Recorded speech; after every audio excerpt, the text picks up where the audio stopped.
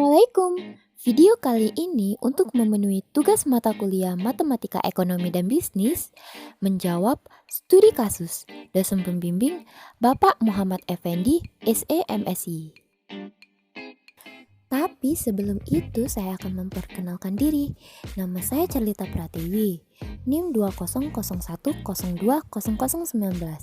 Prodi Akuntansi, Fakultas Ekonomi dan Bisnis, Universitas Bina Insan, Lubuk Linggau. Berikut ini adalah studi kasusnya.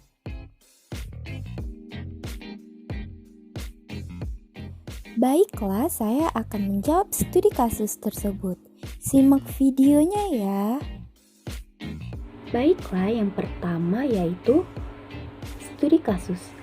Dalam hukum permintaan dijelaskan bahwa semakin rendah tingkat harga suatu barang akan semakin banyak barang tersebut yang diminta, dan sebaliknya.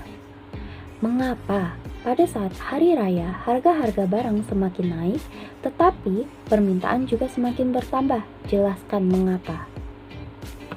Jawaban saya, hukum permintaan berlaku saat ceteris paribus atau faktor lain selain harga dianggap tetap.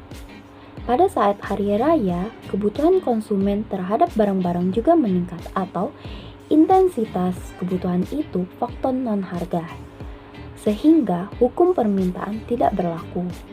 Jadi, meskipun harga naik, permintaan juga naik, itu karena kebutuhan meningkat. Atau juga karena pada saat hari raya, hukum permintaan semakin menambah pesat. Oleh sebab itu, harga juga semakin naik, dan juga karena jumlah penduduk. Yang kedua, apakah dengan adanya kemajuan teknologi akan berpengaruh terhadap hukum permintaan? Bagi saya, kemajuan teknologi seperti toko online masa kini yang segala transaksinya melalui online. Kini permintaan barang-barang kebutuhan seperti pakaian meningkat, dan harganya pun semakin rendah dengan adanya transaksi online. Yang dimaksud ini seperti Shopee, Lazada, Grab. Untuk membeli perlengkapan kebutuhan sehari-hari itu akan lebih murah dibandingkan di pasar.